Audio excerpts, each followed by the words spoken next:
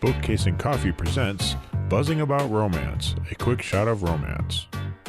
Hey everyone, welcome to Buzzing About Romance, a quick shot of romance. I am Becky. And I am Leah. And we are so excited to talk about this sexy Christmas goodness. It is delightful and wonderful and plot light, but in the best possible way. In the best possible way. So on this episode of A Quick Shot of Romance, we are reviewing a couple of holiday novellas by Sarah Bale. These are super spicy, kinky holiday reads. The one that we are going to mainly focus on is her latest release, His Holiday Treat. And this will be spoiler free because this episode is dropping on the day the book releases. But also it's a novella, so if we really talk about specifics of the book, it kind of gives a lot away. So we won't do that. So details of His Holiday Treat. It releases today, December the 6th on 2022. It is an age gap, dad's best friend, foodie romance because it's a cooking show, close proximity. This is a very kinky. Well, there's some kink. There's some definite kink. So we should say kinks are daddy, praise, breeding. She is a real-bodied heroine. And put out percentage is 27%.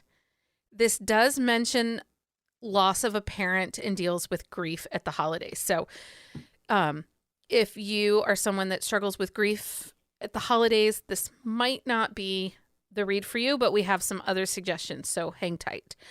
I also would say with all the kink and everything like that, there is absolute consent in this book because she seduces him.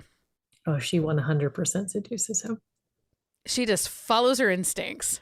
And he is on board. He is totally on board. So let's talk about what works in this book and what didn't work in this book. And did you love it?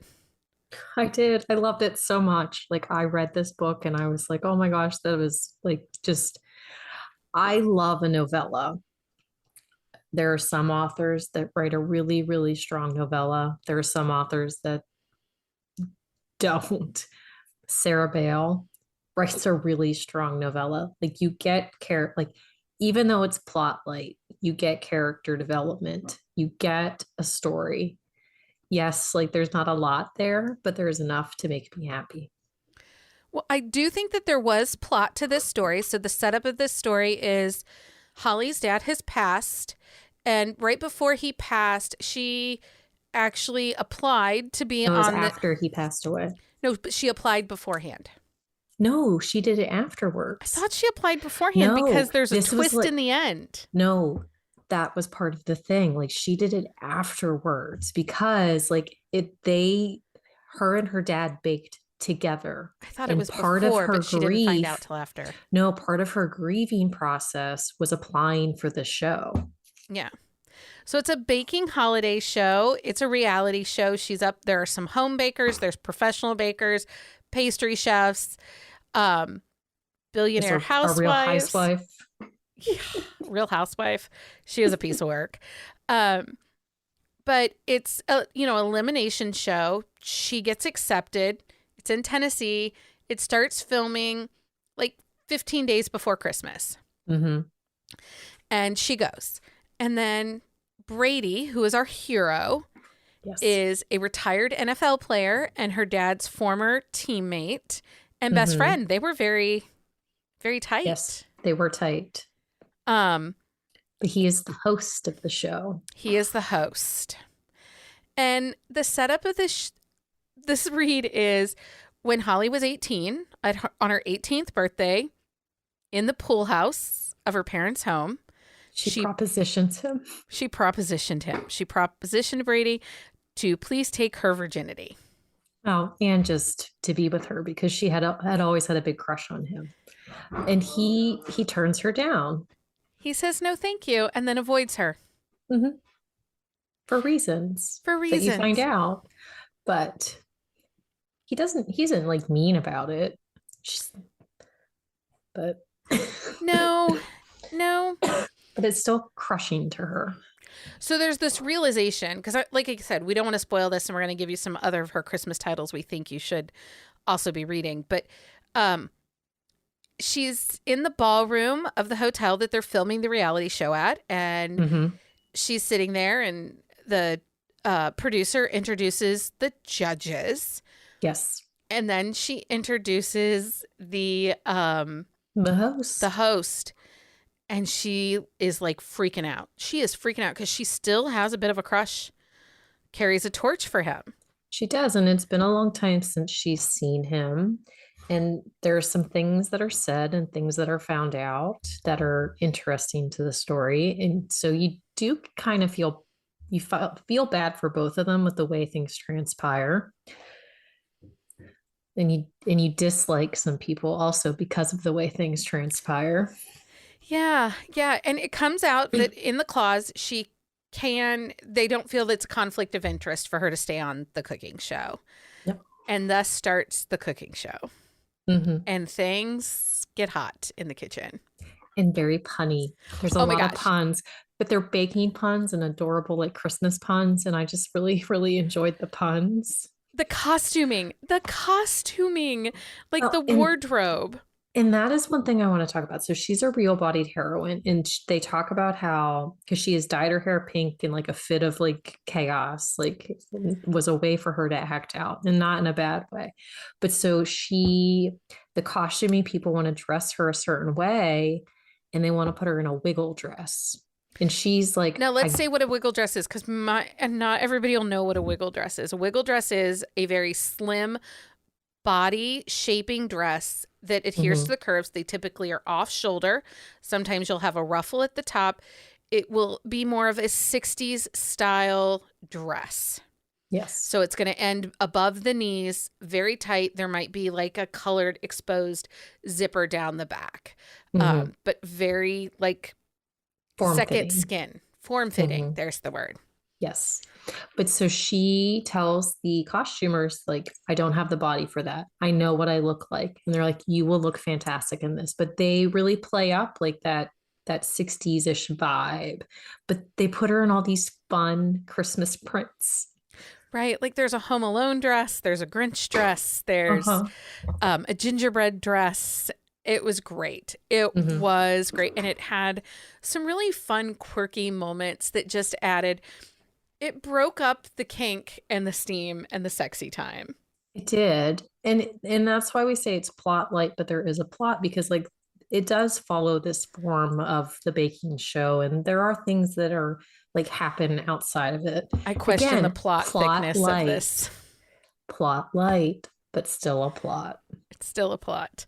Hey, I've made you read other things that have no plot. No. The only thing, I only have one small little complaint. I'm not going to give anything away. Some math didn't math for me in this book. Math does not math for me either. So you kind of have to suspend reality for a little bit in the mathing of the math. Yes. Anyway. So much, but that's okay, because it's well written, and it totally passes the Die Hard Christmas test. Okay, my next question. Does this pass the Die Hard test? Could this have happened anywhere? I think that it does, because of the way that she wrote it. Yeah. Like with the emphasis on the wardrobing and all of the things, like the small details in the book. I don't think it would have worked otherwise. Okay.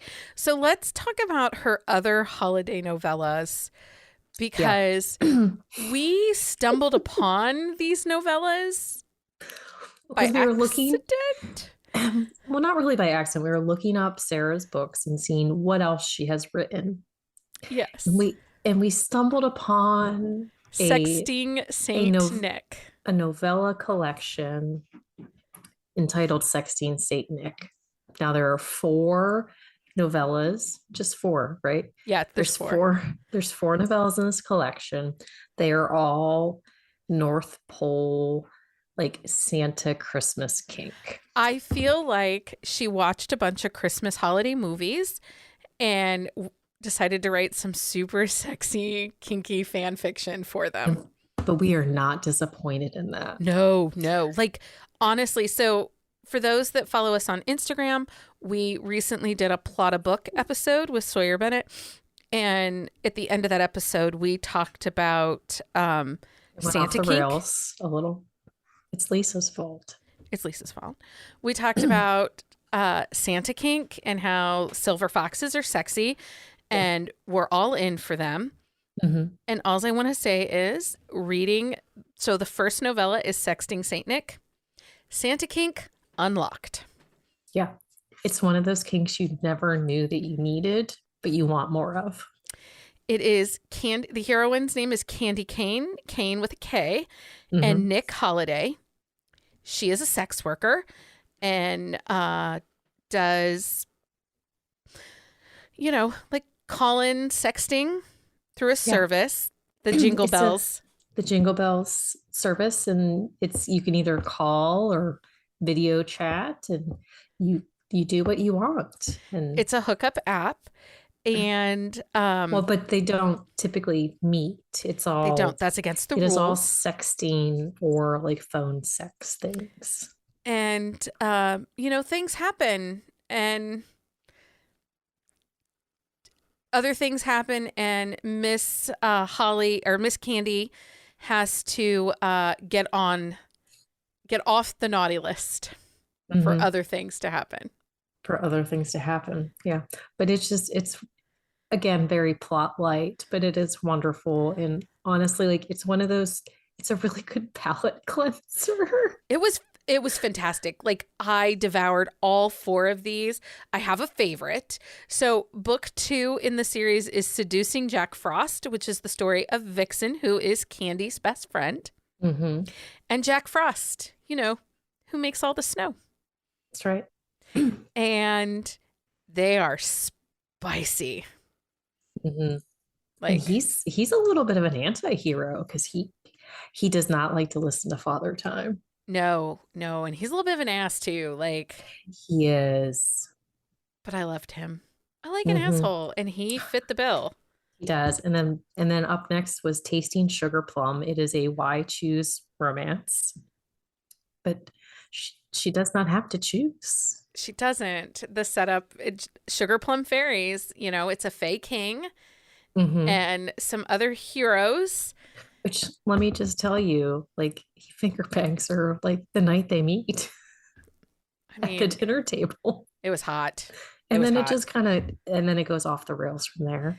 And it was delightful. There is some sword crossing if that's your thing. If it's not, then maybe this is one that you skip. And the last of the books is Dating Christmas. This is the story of Christmas and Ethan Cupid. And there's a hilarious line in Sexting Saint Nick about, because Cupid comes and gives his blessing for them for their HEA. Yeah.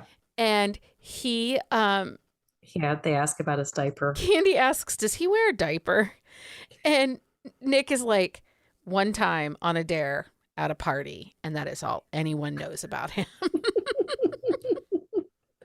Yeah, so Dating Christmas is the story of Cupid getting his happily ever after, but it's a blind date to finding their HEA. And like blind and is like you can't see. Like it is in a dark room, but it is dirty and sexy, and there's a little bit of hidden identity and some frustration. I would say this one had the most plot.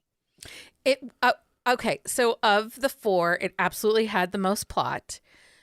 So if you had to say, which was your favorite of these 4? My favorite was Seducing Jack Frost, just because I really, really like Jack Frost. So my favorite is Dating Christmas. Is it really? It really was. I just felt like we really got to know them as characters. I think in Sexting Saint Nick, that was like, that's number 2. Like it was almost tied for number 1. Because especially at the end, we learn about things haven't always been so easy for Candy, and why she's on the naughty list. I also liked how they addressed that like Mrs. Claus wasn't in the picture anymore and what had happened there, and a little bit of potential angst. And honestly, at this point, Sarah Bale, if she wants to just write kinky grocery lists, I probably will read them. Yeah. Like I'm diving into her backlist. And I know that Her first 2 books in her Motorcycle Club are Why Choose Romances, and those are not always my favorite, but I'm willing to do it because she did a great job with tasting sugar plums. Mm-hmm.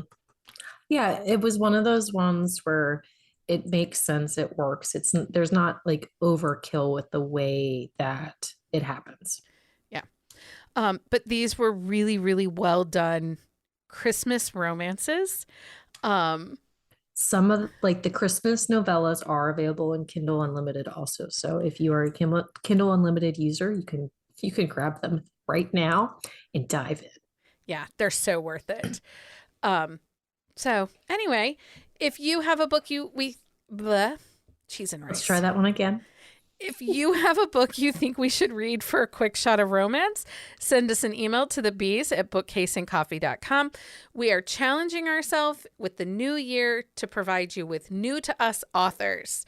Mm-hmm. So if you have an author that we have never featured on an episode, like Trope Talks, Quick Shots Romance, send us an email and say, hey, you haven't talked about this author.